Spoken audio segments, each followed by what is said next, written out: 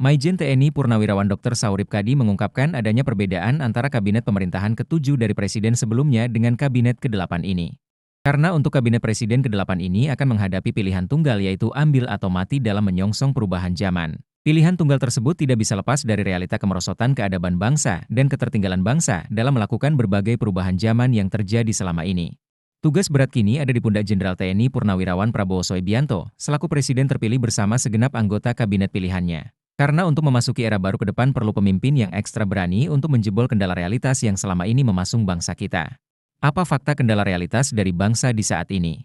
Fakta sosial membuktikan bahwa NKRI yang kini umurnya menginjak 79 tahun. Dalam prakteknya sejumlah model demokrasi dan tata kelola kehidupan berbangsa dan bernegara yang digelar jauh dari tuntunan Pancasila.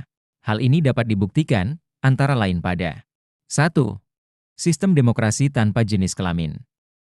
Lihat saja, kehendak Founding Fathers untuk membentuk pemerintahan di mana kedaulatan di tangan rakyat atau demokrasi. Tapi batang tubuh UUD-nya belum mengatur tentang partai dan pemilu. Padahal mustahil ada demokrasi tanpa keberadaan partai dan pemilu.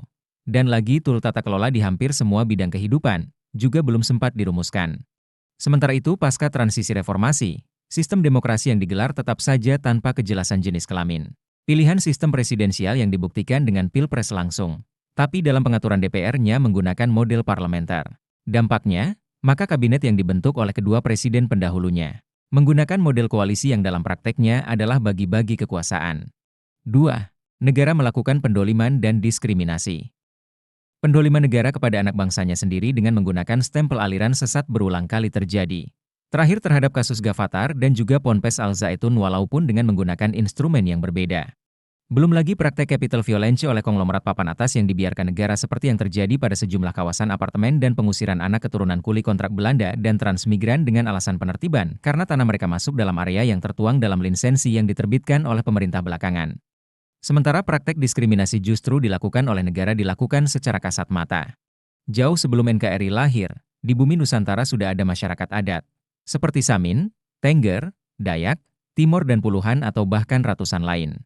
Dalam prakteknya mereka mendapat kesulitan dalam membuat KTP atau kartu tanda penduduk kecuali dengan berbohong dalam mengisi kolom agama. Sementara di lingkungan WNI yang beragama sendiri, ribut soal pendirian rumah ibadah selama berpuluh tahun tiada berkesudahan, dan masih banyak lagi praktek diskriminasi yang justru dilakukan oleh negara, seperti dalam pengesahan kawin campur beda agama.